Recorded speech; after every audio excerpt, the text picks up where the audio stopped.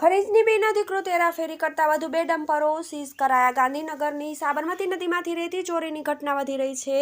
તે વચ્ચે ભૂસ્તર તંત્ર દ્વારા પણ ખાસ પગલાં ભરવામાં આવી રહ્યા છે. નદીમાં જાય ત્યારે બાતમી મળી જવાને કારણે આ ચોર ભાગી જાય છે. ત્યારે હવે રોડ ઉપર ચેકિંગ વધારીને રોયલ્ટી પાસ વગર ખનીજની હેરાફેરી કરતા તત્વો સામે લાલાંક કરવામાં આવી છે.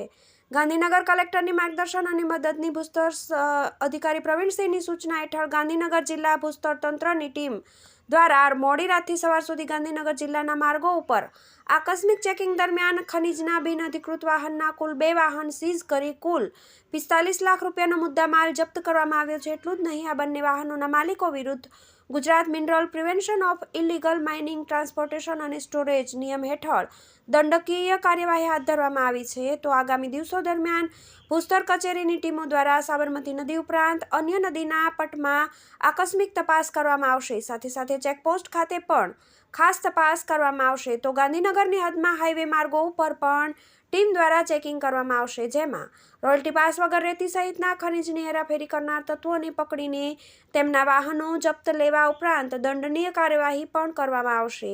TV18 news, Gandhinagar.